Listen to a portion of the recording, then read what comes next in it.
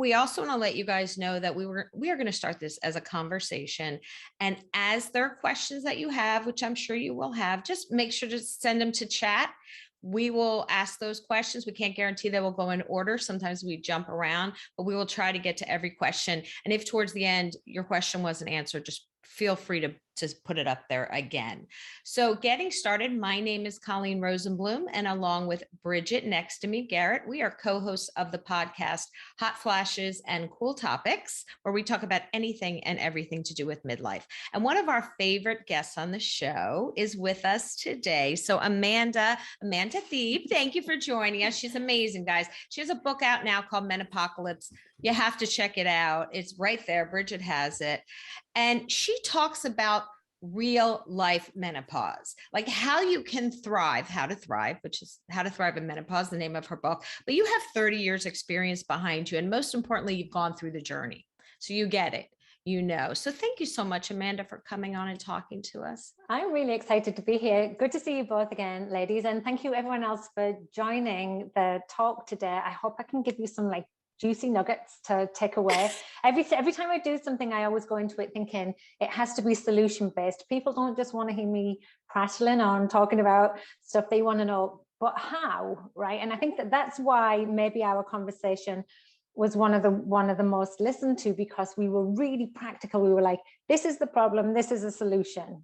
Go and do it. Exactly. And for those of you who came in a little late, we were saying that Amanda's episode was one of the most popular of our first 2 seasons. So that makes her even more of our favorite person.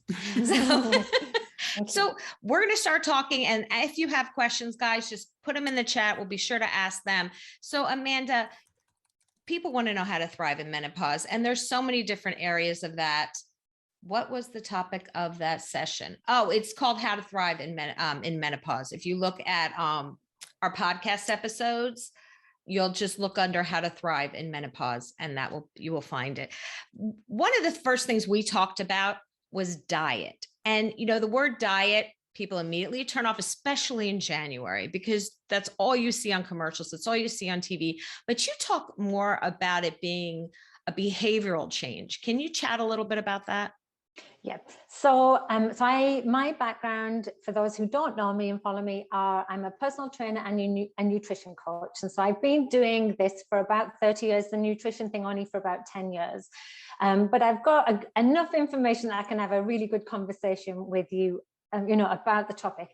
I'm very outspoken when it comes to diet in midlife and menopause, because ladies, they see your vulnerabilities, they see your cash, and they're like, ka-ching, ka-ching, ka-ching. How can we prey on midlife women and make them feel even worse about themselves than they may already do? And how can we target that and make some more money off you? And so what I see in my world is just goes against all the science I've ever learned. And I'll see people talking about diet and menopause and the things you have to do.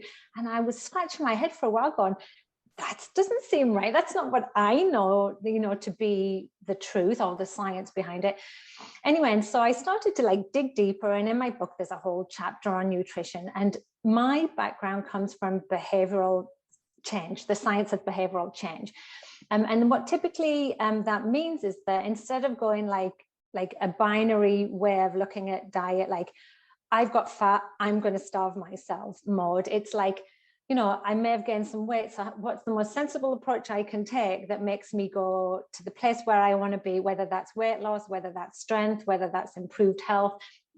Weight loss isn't always good health, by the way, right? And so how can I get there in the best way? And the best way to do this is these small baby steps that look at the science and go, you know what, midlife women, they don't probably eat enough protein. Our protein, this is just one example, our protein requirements increase as we age and through menopause.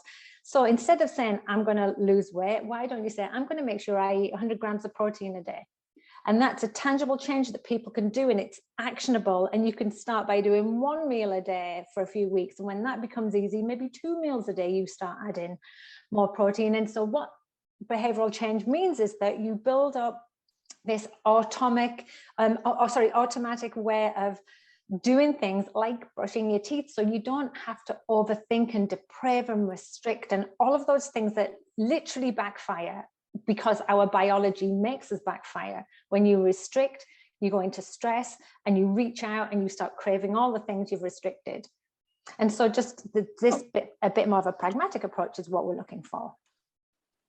And it seems sustainable when you do that, because if you're trying to, I've always found if I tried to do a restriction, I can't keep up with that. I cannot sustain it. So I like how you're saying it becomes a habit. Like it just becomes a habit if you build these things in. So and they know, like, it's not easy though, Bridgett. Yeah. And that's the thing. Habits sound like, oh yeah, I can do these things on repeat, but most of the time people do them for a week or two and then they let them go and think, oh, well, that didn't work. What she was talking about was rubbish. And I'm like, yeah, I'm not as, I think there's some microphones need to be muted. Yeah. Can you make sure to mute if you haven't already, please?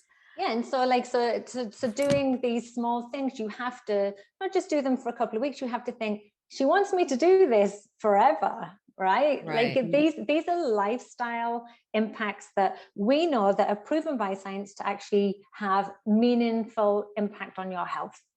So let me ask you about. Right. I'm going to stand up and say, hi, I'm Colleen. I'm a sugar addict because that's just the way I am. And we know that sugar is not a friend to menopause. So what would you say about those of us who could eat Oreos for breakfast and be very happy? So it's really important to delineate what sugar is, because I get that. I see people all the time going, I'm giving up sugar for 30 days. I'm giving up sugar forever. I don't eat sugar. And then they'll eat their oatmeal with honey on, or they'll eat pancakes with maple syrup on. Maple syrup and honey as sugar. The body doesn't know the difference. When that body breaks that down into its finite source, it goes into the body as a glucose, and it doesn't care whether it's come from white sugar, brown sugar, coconut sugar, honey, or whatever. And so first of all, I would say to people, well, it's a lot I would say. First of all, one, sugar isn't addictive. There's models out there that have been modeled over and over and over again. Sugar isn't an addictive substance. You don't go into the pantry and get a spoonful of sugar and start like shoveling it in your face. It's just not what's happening. But what we do know that is hyperpalatable, overly processed foods is it feeds the dopamine sensors in our brain. So things like the Oreos and the chips and stuff, they're not just sugar. Those things have also got, they're essentially carbohydrates, which is what a sugar is. They're also fats, they're also salt. So it's like this really clever way that the manufacturers have made food that it feeds our joy. And we're like, oh, I'm going to keep doing this and keep eating these. But they don't have a huge amount of nutritional benefit, and they also tend not to fill us up. And so when you eat them, you don't feel satisfied. And so how I would look at this is completely different. I would say you need to fill up on foods that make you feel satisfied. That's your proteins, that's your fibers. They're the things that are not going to let your blood sugar spike up and down. They're going to stabilize it so that you don't go, where are the Oreos? You're like, you know, like at 3 o'clock in the afternoon when you're like crawling to the pantry, you don't want those like highs and lows. So filling up on your loads of plants, lean proteins, get those in your system, and then allow yourself an Oreo. Just say, you know what? I'm going to take 2 Oreos out with my cup of tea, and I'm going to really enjoy them, and they're not going to be detrimental to my health, and I'm not addicted to them. I just really like the taste of them because yes, that's how they've been made. But hopefully if you sort of like set yourself up for success beforehand by not being overly hungry and nourishing your body with the foods that actually do make an impact on us in a positive way, then you can allow these fun treats, I call them, or fun carbohydrates. And so rather than looking at sugar as being the enemy, just think, you know, there are foods that are more nutritionally sound than others. And these others, like the alcohol and the fun carbs, the chips and the cookies, they can have a place in your diet, but you shouldn't make that the majority of the food that you're eating. In fact, it should just be a small portion of it. But depraving yourself completely of it will make you probably eat the whole packet instead of just the 1 or 2 that you've planned for. Plan those treats, really helpful. Okay, that's cool. What about caffeine? I have somebody here asking for advice from a caffeine addict. Well, there is an addictive element to caffeine, as we know, right? So, I mean, how much is too much, right? I know that with the way we process caffeine as we get older in general, not just through menopause, completely changes. And, you know, I used to be like an 8 cup of coffee a day person, and I'm down to like Jessica, like 2 a day now, you know, and if anything after 12 o'clock just seems to have me wired. And so, definitely trying to find substitutes that you can take if you really like the taste. Like most people love the taste of coffee. It's got a great taste, right? You want to wake up to it. Try and have most of that in the morning, right? Try and have your coffee and stuff in the morning. It's just so there's no detrimental effects towards your sleep, insomnia and stuff, or even anxiety, like, because it can sort of give you the jitters later on in the day. There's decaf options available there. I don't know why you would sort of stop drinking coffee completely, and I don't truly know what a caffeine addict is, you know, like what like how to quantify that. But there is sort of like some little tricks you can do just to not drink as much, and that's to, instead of having coffee, have coffee water, like split the coffee up, you know, so you're not drinking like the whole pot, make a half a pot, drink decaf. So, I mean, but usually it's caffeine actually has a really good ergonomic effect for women and men when they exercise. So like the benefits of caffeine are actually, you know, out there. It's just when there's too much. And so like me, if I'm going to exercise, I will drink a cup of coffee beforehand because it really helps with the blood flow and the nutrients going around the body, and it helps with performance too. So don't give it up completely if you don't want to, but just try and manage it through like small strategies. What about, someone had asked about physical changes like loss of hair and collagen. I would say number one, Better Not Younger has a great hair care line for if you're losing hair or you're losing body to your hair. I'll say that again, Better Not Younger. They have a great, they have great hairline. But what would you say about collagen products? So estrogen in our body is intrinsically linked with collagen production. We know that, right? So we know that through perimenopause, a lot of women struggle with collagen falling, like because of the way that it's linked with our falling estrogen, which of course fluctuates on the way down. It just doesn't just do this nice, easy journey. It's this crazy, like what's coming next journey. And we have collagen all over the body, in our skin, and it impacts our hair, our joints. And so like a lot of women will start getting like sore joints and achy joints, tendinitis and stuff. So collagen like doesn't just impact like the wrinkles on our face as well, right? Like, and if we want to talk about the genital urinary symptoms of menopause, or vaginal atrophy for like the layman's terms, a lot of women struggle with vaginal atrophy because of the lack of integrity that happens in the pelvic region due to collagen sort of falling as well. So a couple of things. If you are on menopause hormone therapy, women tend to find that things like that just ease off completely, right? So the joint ache, the skin improvement, or the hair improvement. So like if that's an option for you, then maybe you'll see improvements there.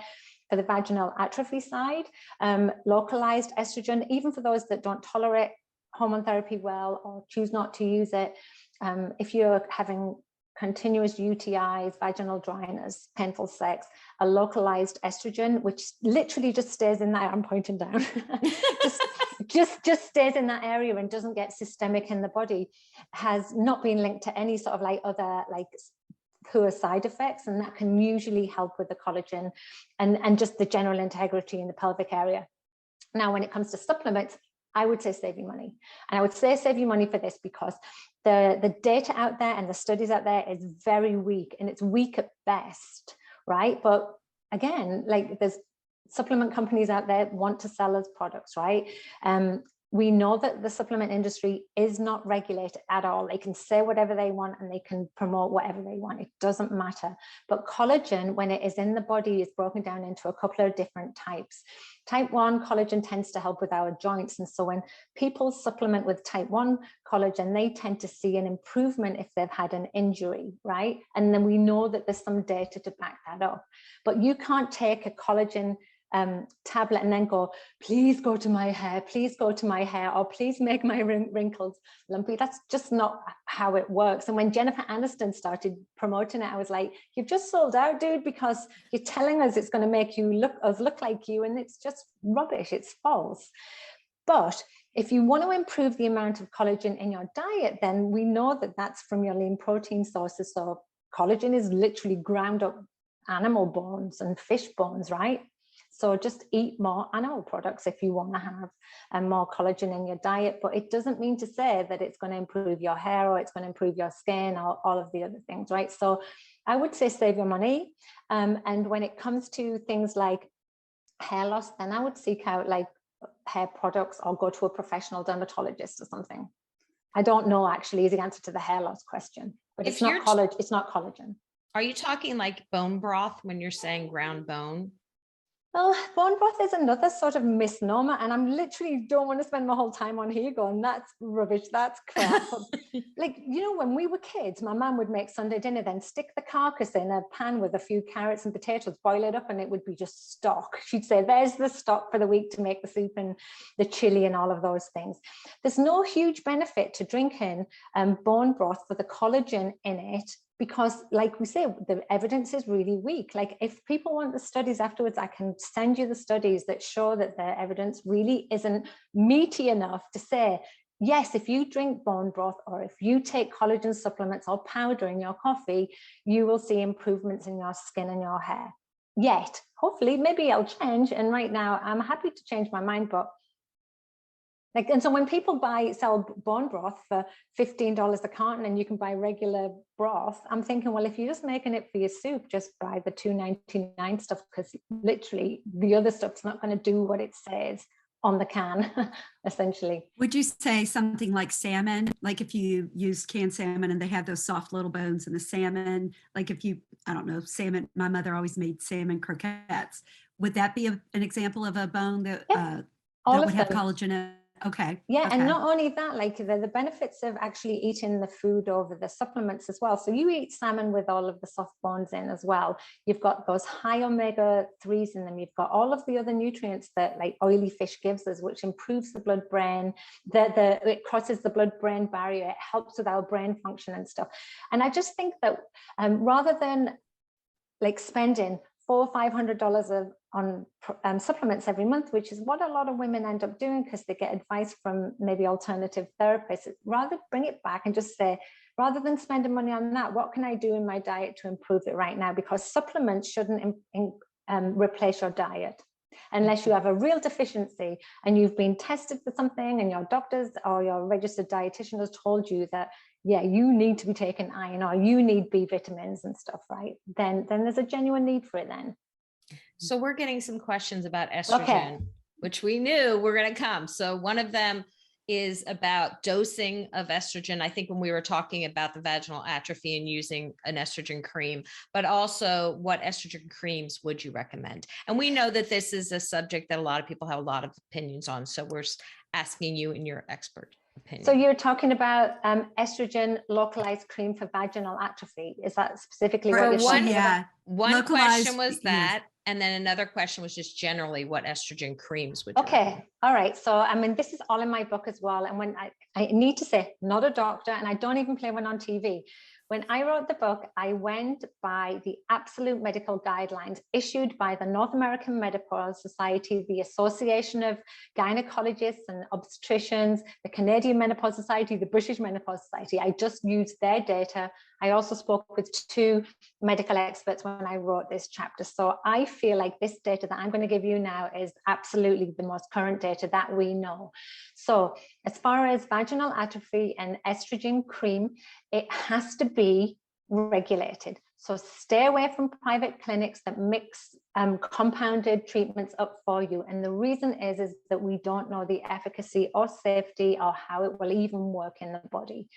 When you go to your menopause specialist or your GP primary caregiver and you want help with vaginal atrophy, there's a standardized dose that costs about $6 on the insurance. And I think the medical name is Estrace, E-S-T, I can't spell it, Estrace or something. Sorry, I can't remember it because I'm in and it's called something different. There's about 4 different ones you can get. What you should do is go to FDA regulated hormones and it will list them all there for you. And if it's there, you know that it's gone through at least 10 years worth of testing. They've tested it for everything and and you know that it's going to be safe on you. And when it comes to systemic estrogen, and this is what is known as menopause hormone therapy. So this is the stuff that isn't just for one area, right? This is for you to treat with it's usually prescribed for mainly for hot flashes, and some brain fogs, depression, and somebody mentioned brain fogs and stuff there. Again, look for the regulated hormones. And the reason is, again, is that we know exactly how it works in the body. You don't need to go to a private clinic and get them to mix you up a personalized dose for yourself, because it's not necessary.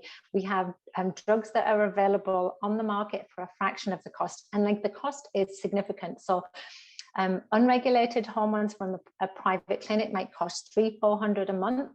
And the ones on prescription, probably depending on your insurance, maybe between 10 and 30, something like that, right? So, but it's not even just the cost, it's just the fact that we know their work, and there's so many different options out there that you can, keep going through them until you find the one that works for you. But the guidelines from the Menopause Society say transdermal is the safest as we know it. And transdermal literally means it goes through your skin, and you can have that as a patch or a gel, or there's a spray, but I don't think that's available in the USA. But the transdermal is known to be the safest, but even the oral hormone therapy has only a slightly marginalized risk profile. It's scientifically insignificant, the risk increase. But somebody had a question about magnesium. Do you think magnesium is worth taking? I do. I actually do, right? I don't talk about supplements too much, but I do think there are a couple of like basics, solid ones that you can't go wrong with. So vitamin D. I mean, most of us could do with a vitamin D. I don't believe there's a true vitamin D deficiency, but I think most of us are on the low side, and especially in the winters, and especially in Nashville where it's snowing. And so a vitamin D, and if you wanted to take it with a vitamin K, that just makes the absorption better. So you've got vitamin D, and if you wanted to take a calcium as well, then you've got your bones fixed there. Like you've got like the bone supplements.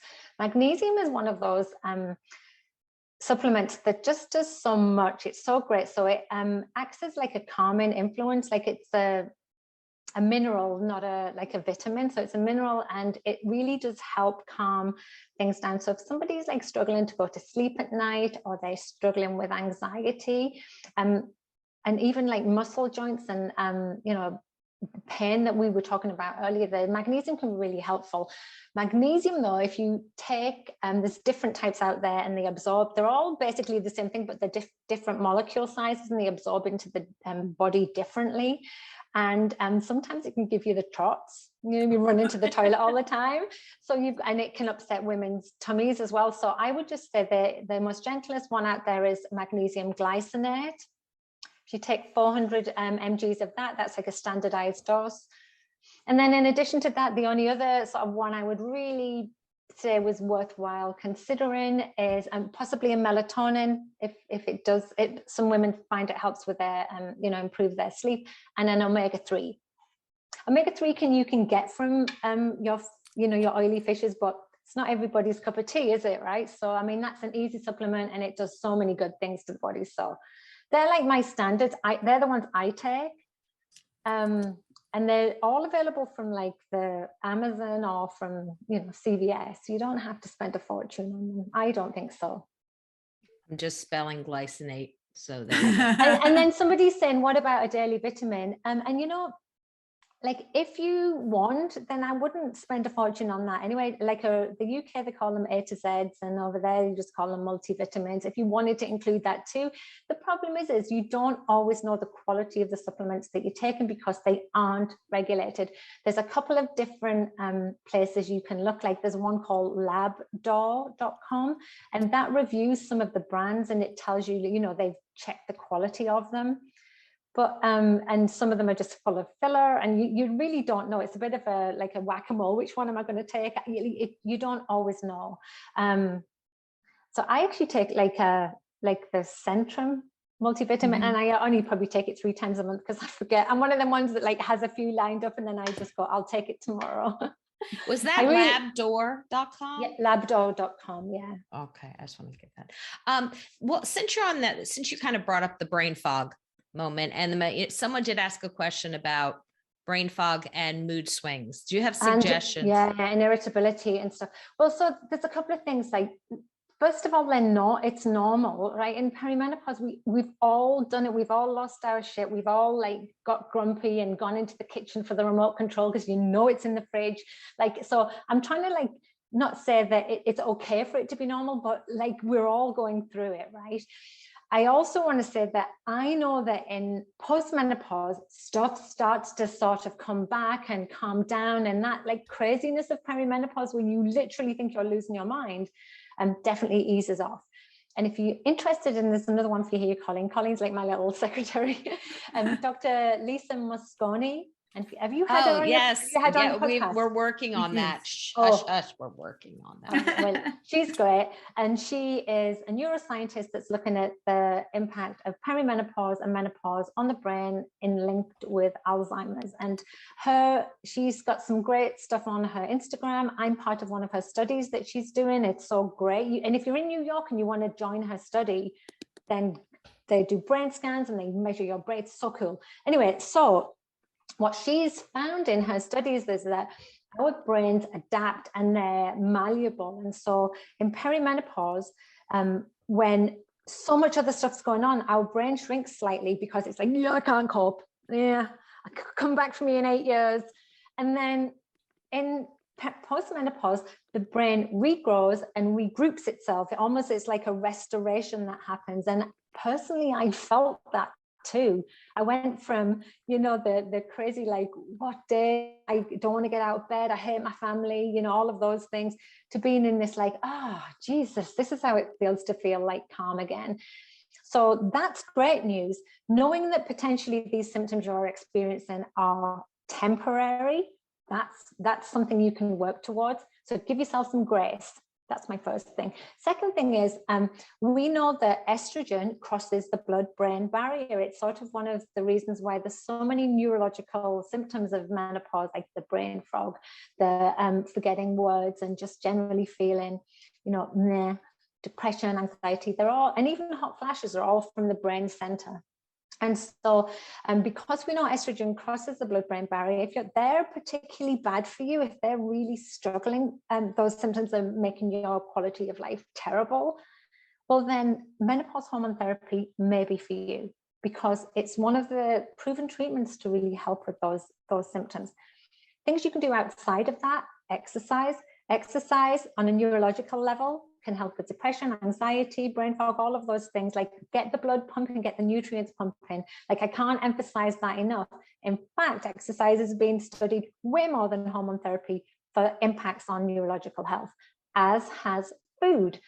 And the diet that's been studied most to do with like the brain fog and things like that is the Mediterranean diet, or a variation of that. And so essentially that's lean proteins, good fats, your olive oils, your avocados, lots of vegetables, and so a glass of wine if you can tolerate it. And so there's things you can do from a lifestyle perspective, in addition to the moving every day, and that can just be walking.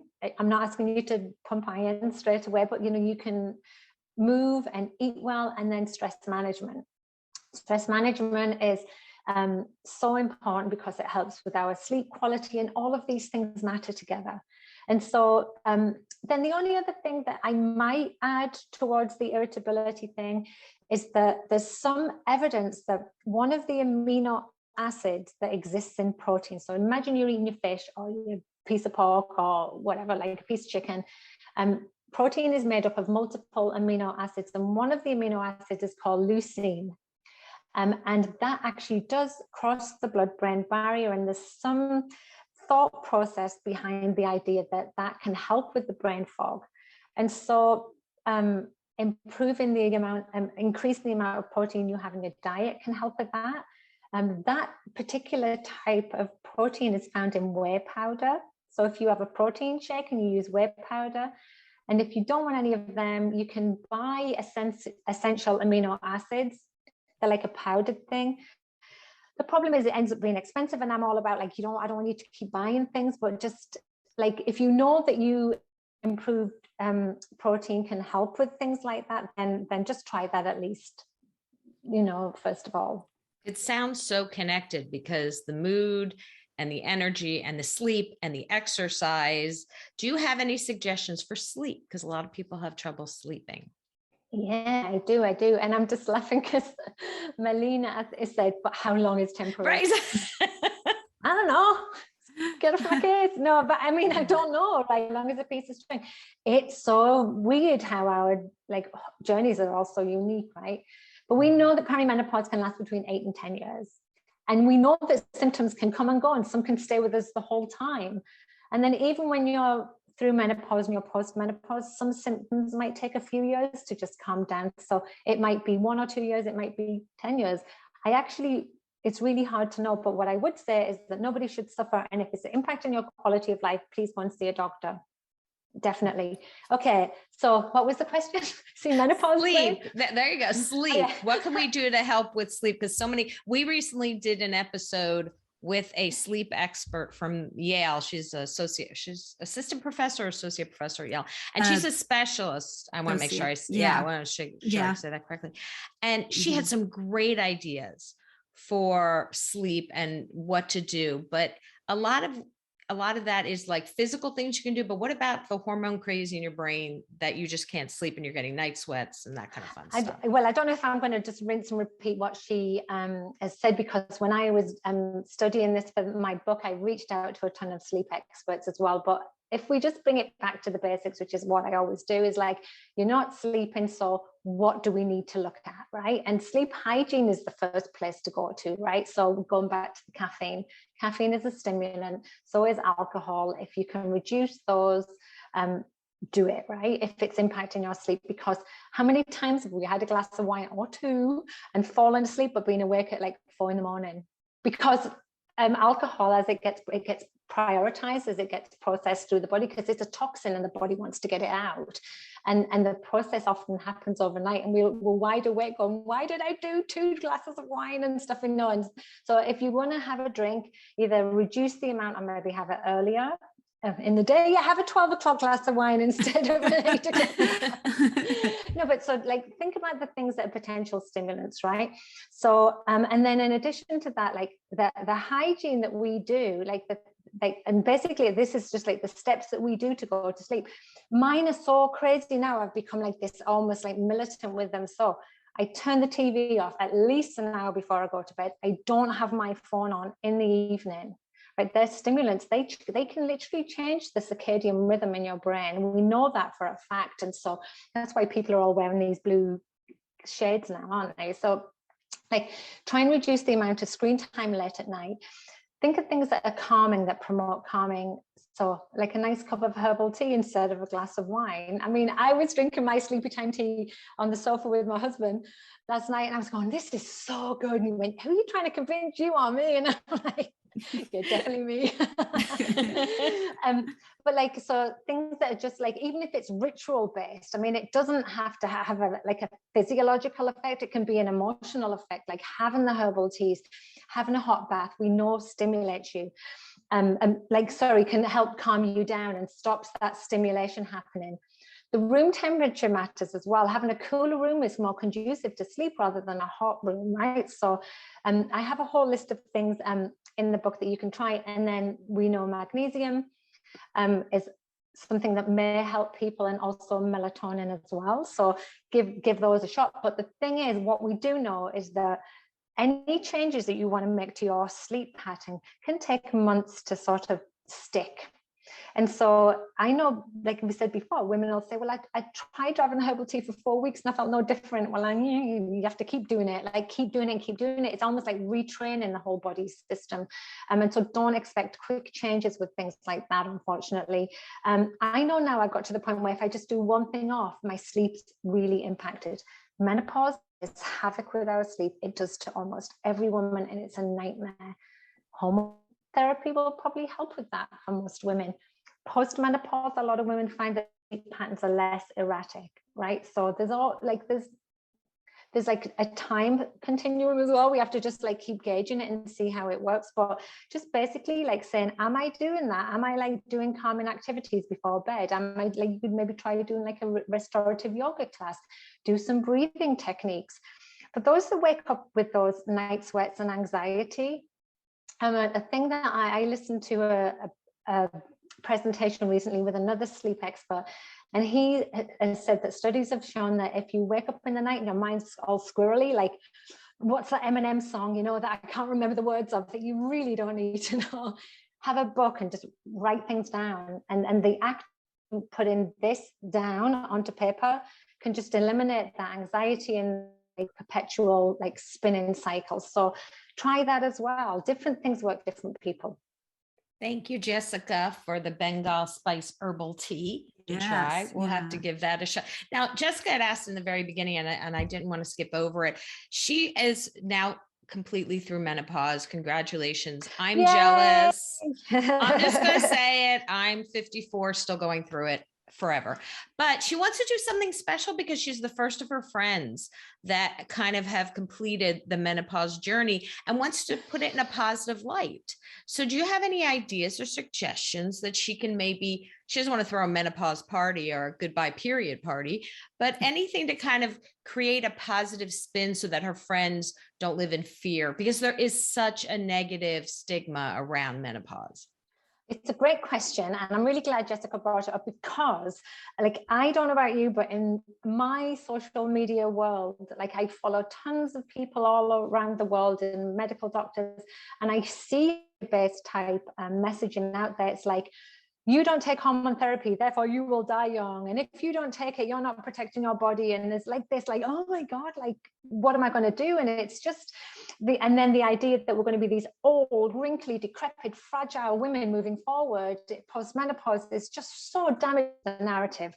I went through menopause at 48 and I'm 51 now. And apart from I've hurt my leg, I feel like stronger than ever. And I feel more in control of my life than ever. And I think it's all to do with our attitude moving through menopause. So the negative stuff, just block out, get rid of it, delete it. Don't follow people that make you feel like something's going to go wrong in postmenopause. We've lived in menopause for decades and decades and decades. We can do it. Women can do like hard things. We can do perimenopause. And then the opportunities and the light that shines after, to me, is like a valuable gift that we're given. And so what I would suggest for this, Jessica, is like, do something to show people that if the narrative is wrong. And so what I do is, like a trainer, is I'll do like, I post stuff on my Instagram all the time, but then I'll post some like wild crap where I'm doing like these flying push-ups or something, and they're like, what? She's 51 and she's doing that. And I'm like, too right I am. And I'm going to keep doing it as long as I can, because I'm tired of people saying that we're fragile and we're weak, and we're not. And so like, I'm not like saying go and do a flying push-up, but I'm saying like, do something that makes you something you've never done before. Like, if you're a walker, how about you go and do this crazy hike somewhere that like you've always wanted to do, or maybe water ski if you've never, think of something you've always wanted to do, and then tie that in to the message that, see, I'm not done yet. I'm like 54 or whatever, Colleen, and I'm still going to do new things. And then, and also the doing new things is also so beneficial for you, because this needs it. The brain needs us to continually stimulate it and to learn new skills, new crafts. And so I think rather than having like another party, a bit cheesy, it's like that, like find something that you've always wanted to do and just saying, this is me showing you. Yeah, not dead yet. Yeah, I was thinking, yes, yeah. Also, all the money that you've saved on feminine products, you could like buy yourself a great gift and show them, or give them a tiny little gift each. Look what I've saved. I used all the money. Yes. Keep it for yourself. Keep it for yourself. There's my old tampons. Or, something else you could do if you've got I had a big basket of them, and I didn't want to give them away for ages. I had like a diva cup that I kept, and I donated them to periods without, is it period poverty? It's called here in Toronto. Like, there's people need them. Like, do something like that, and then tell everyone. Yeah. If I could chime in, thank you. I love your advice. Yeah, I have two sons in middle school, and the nurse just put out a request for tampons and pads. And I'm like, I have a year's worth of them, so I'll be donating them to the middle school. And then, Jessica, tell everyone, right? Instagram post.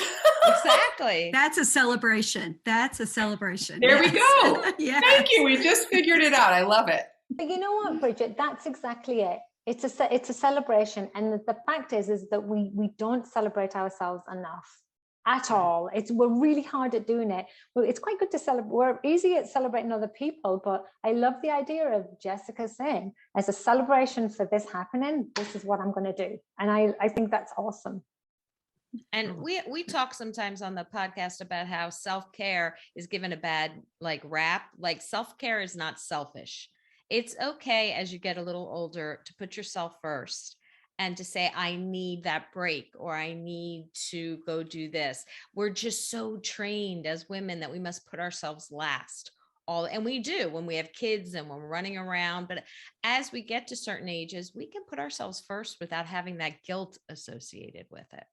There is a phenomena called I write about this in the book, called the we to me phenomena. And as we go through perimenopause to menopause and our hormones change, it has an impact on other hormones, and it also impacts the oxytocin. I always worry I'm going to say OxyContin. That's the thing.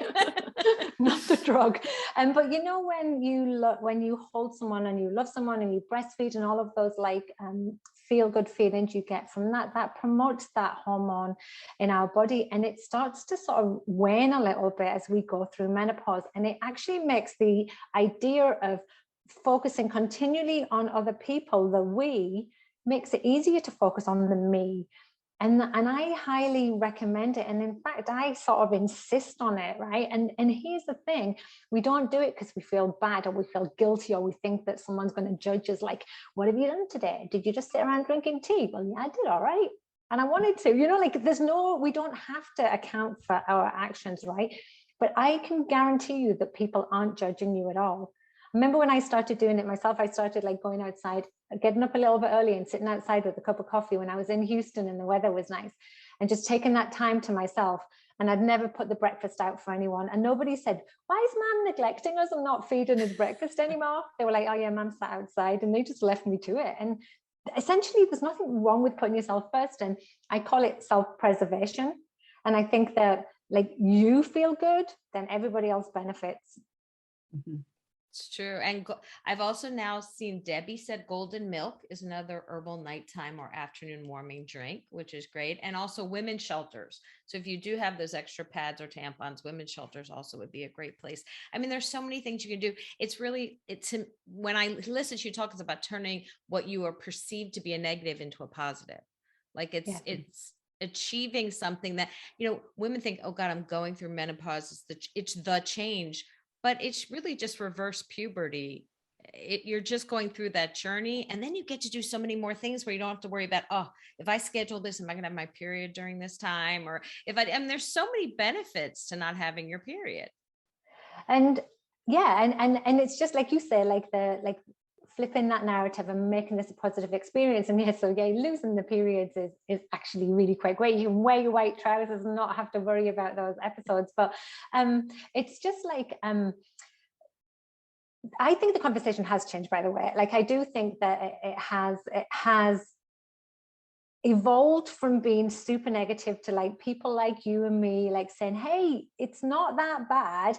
But even when it is bad, I'm telling you that there are things you can do to help yourself, and it will get better. That's what I think is really important. And so it's really, I think why it comes across as being negative is because we have to share the crappy stories, right? Because we sort of want to forewarn, because forewarned is forearmed, right? We can go into it thinking, okay, this is part of perimenopause, and so therefore I know what to do about it. But we can't just continually focus on the negative. We have to show the balance, and the balance is really there. The positives really do exist. So it's not to negate what people are going through, because I had a terrible time. I think you did too. I literally lost 6 years of my life, and it was the worst experience. And I don't see why women should have to go through that. And this conversation that we're having and being completely open about everything is so important. Really agree. Jill had a question. She said, do you have suggestions of the neurological exercises that you spoke about? So you're going to have the Blue Zone man on. Yes, just so people who joined after, our guest this week on the podcast is Dan Buettner, who's the author of the Blue Zones. There you go. And he and a whole bunch of others like Dr. Lisa Mosconi, they will talk about ways to improve your mind, because we want to make sure the gray matter keeps staying stimulated, right? And it's been shown that when we do this, it helps improve our longevity. And so it can be a number of things, right? So it can be a new physical skill, it can be a new craft skill, it can be doing the Sudoku, it can be doing word searches or the crossword. Like, so it can be whatever it takes to make you have to think, and it's almost like you just choose something that makes you be really constantly present. Like, so I'll give you a couple of examples. So like I knit as a kid. I post this on my Instagram. I knit as a kid and I dropped off, and through the pandemic I was like, I'm going to start again. And it was like, geez, I can't even remember how to do this, to like doing this gorgeous like Norwegian sweater a few months ago, right? So and looking at the patterns and not being overwhelmed, and like just trusting the process and continually doing it and doing it and doing it. My husband does like brain games. Like, there's actually apps that are just brain puzzles, and whatever sort of like ever you pick has to be something you want to do over and over again. Like, don't pick something that you hate, because then you're going like, I gotta learn a new language and I hate, like, but that's another one. Learn a new language if you want. I tried, hated it, so I did something I liked. And I just try and do something every day. But we know that really helps with overall brain health and possibly Alzheimer's. But I'm saying possibly because we don't know. Like, that it's just, we just know that doing stuff that stimulates the brain isn't going to hurt that. Right. And Dan Buettner does mention, community. It's important to be around people and to volunteer and do things new and different. So you're right. All of those kind of work together. Like, you don't have to sit there and do a word search every single day. You can do different things. Even I think Dr. Daniel Levitin, who wrote a book on successful aging, said just walking on uneven surfaces and talking to someone. You're doing multiple things at the same time and you're working your brain. So yeah. And if you can't do it on your own, buddy up, because the community aspect is massive. It's literally what I built my business on, actually, because I felt so isolated going through everything I was going through. I was like, I know that this is going to be easier if I can talk about it. And that's why platforms like this are so great. So it doesn't have to be a menopause conversation either. It can be a community of anything, like, so another example is last year, my years are mixed up now. I taught myself to swim. For all I'm an athletic person, I'd never, ever been able to swim. Like, I wasn't going to drown, but I couldn't do the Michael Phelps up and down. And I taught myself to swim. It took me 10 weeks and I just literally just studied it and studied it and studied it. And I feel like I feel so proud of it and such an accomplishment, because it's something I've always wanted to do. And I'm like, I'm 50 years old and I've just taught myself to swim. I felt so, and now I've joined a community of lake swimmers in April when it's not so cold here. I'm going to be putting my wetsuit on and going out, and I'm really excited about it because, one, it's a community, and two, it's doing something new and a little bit scary. And that's the only other thing I would add is, if you want to do something physical, don't be afraid to be a little bit scared. Because women through menopause do stop believing in their physical abilities, and we need to remind ourselves that you do still have them. That's really important. Thank you for poor Sheila. She wants to know, will the hot flashes ever end? I know. And so sometimes yes, sometimes no. they get, mine have gotten better. Yes. Yeah. And again, it's like, who knows? So what I would say there is that some women never get them. Some women, that's all they have, their only symptoms. Some women, it goes as soon as they're in menopause. Some women still have them in their 70s and 80s, but that's a definite small number. That's about 10%, I believed, after talking to Dr. Lauren Stryker, who wrote a book on just hot flashes. She has about 10% keep them into their older years. So if you're really struggling with with hot flashes and they're literally ruining your life, go and see your doctor, because we know that hormone therapy is indicated specifically for vasomotor symptoms. Vasomotor symptoms are hot flashes, cold flashes, night sweats, all of the temperature dysregulation. But here's something else that we know is in a study, there's 2 studies done, building a strength training program into your world, either starting it preemptively in perimenopause or doing it post-menopause, can reduce hot flashes by up to 70%. The body seems to like having muscle, and it prefers it over the cardiovascular exercise. So the 2 exercises were compared, and there was a significant reduction in the women who did strength training. And so to me, that's like a no-brainer. That's easy to do. Like, that's something we can all do in some form or another. And if it helps with your hot flashes, then consider that as another option. Well, I would highly recommend you guys follow Amanda on Instagram. Her Instagram posts are awesome and very interesting. And you do see her do flying push-ups and all these crazy things, but she also has a lot of really good information and resources. So it would be Amanda Thebe, right? Amanda.Thebe or Amanda Thebe on Instagram? Amanda.Thebe on Instagram. And you know, when I wrote the book, I wanted to introduce strength training to all women. I wanted every woman to have an entry level to do it, whether that's body weight, whether they're an advanced athlete. I didn't care. I just wanted them to be able to do it. So there's a 12-week strength training program in the book. So if you're ever being curious and you don't know how to start, there you go. Then I have it all detailed there, and I can tell you how to make it less challenging if you're just starting and you want to be sure, or if you want to pimp it up, make it a little bit harder.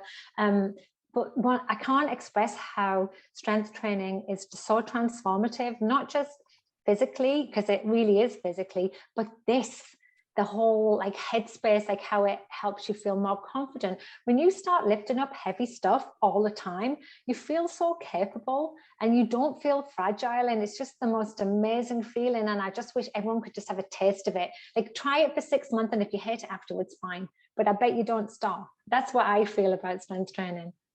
What else would you use as a complement to strength training for midlife or women in midlife and beyond? Cardio or toning or yoga, Pilates? So what would you do in addition to strength as a training? complement to the strength training? Yeah, I know so how like important that is. if I was to give a recommendation for strength training, I would say 3 times a week, right? Ideally, it could be 2 to 3 times, it could be 3 to 4, right? In addition to that, if you like, so strength training, the way I teach it is functional, meaning it uses the whole body. I don't just do like bicep curls, like you're going to use every part of your body. And so what like Pilates does is it really focuses on core stability, and I love it for that. But it doesn't always create enough of a stimulus to create like improved bone health and improved lean body mass, right? But I do really like it, and I do really like yoga. So I think they're great to have in addition to strength training. But if I could literally say you do anything in addition to like lifting weights, it would be to walk every day. Walking is the most researched topic on the planet, I think, exercise, I should say. And it's got so many health benefits, especially when we're talking about just improved cognitive health, heart health. Even our weight management can be linked to including walking every day. You don't have to do crazy stuff to feel good. And so if you can get out for an extra 30 minutes purposeful walking, like something that gets you a tiny little bit out of breath, not like just chatting along with your coffee, like actually go for like a brisk walk, as my grandma would say, like that can be so beneficial to you. And I think that that's, to me, the perfect complement. But personally, I do strength training and I'll swim or I'll walk or I'll go for a run. I mean, whatever floats your boat, like pick something you like. Okay. And our last question is from Margaret, who says she lives near Toronto and wants to know how she could access being a participant in a study on menopause.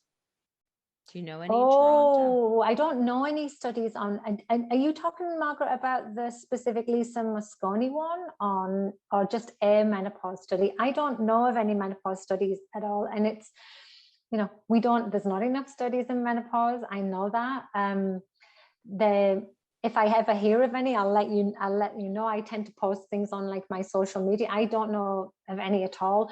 But if you wanted to do the one for Dr. Lisa Mosconi, she's based in New York, and you have to make your own way there. You will be compensated for the MRI scans and stuff, but you'd have to make your own way there. Oh, there, look, so Debbie's put something on Yes. clinicaltrials.gov. Okay, thank you, because I didn't know There that. you go, Debbie. Yeah, I didn't know the answer to that at all. So, well, and I think it depends. You know, there are online telehealth programs like Genev and Electra Health that talk about menopause, and they have a lot of free resources on there. Some of their programs you have to pay for, but some of them are free as well. They might be able to refer you to a clinical trial. There's so many out there. And like you said, with Dr. Mosconi, who, by the way, I'm going to email you about her after. There are, you know, maybe it's about, you know, your brain, and another person may be about your pelvic health. So you have to also figure out what it is you want to do. And just because I want to be very respectful of your time. We're almost up to the hour. Oh gosh, I can talk. I know. Oh, you kidding me? No, that's good. And somebody wanted a link to your book, but should they go to your website? Yeah, amandathebe.com. Yeah. Okay. Yeah. I was going to say, or Amazon, or Amazon. Yeah. Or even I think on our website we have a link to yours as well. Okay.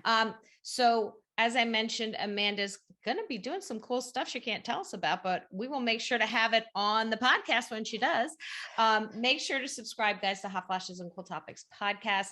We talk about anything and everything. And if you have a question about this session or anything else, you can always email us at hotflashescooltopics@gmail.com. So Amanda, any last thoughts? We thank you so much for this hour.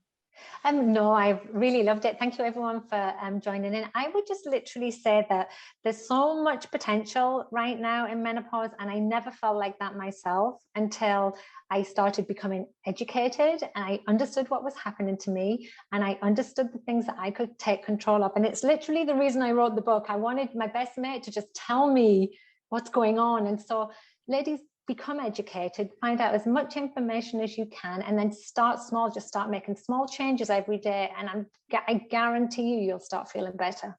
And maybe, Jessica, you can use that extra money and just get the book Menopacalypse for each of your friends as a party favor. There you go. Do it. Thank you so much, everybody, for joining us. Next you. month, we will have another episode session. So check out that on Hot Flashes and Cool Topics. We have a group page, and you'll see that we have a couple every month. We have an episode. So thank you, guys, and thank you, Amanda. Thank you. Thank you, Amanda. Thank you. Bye-bye.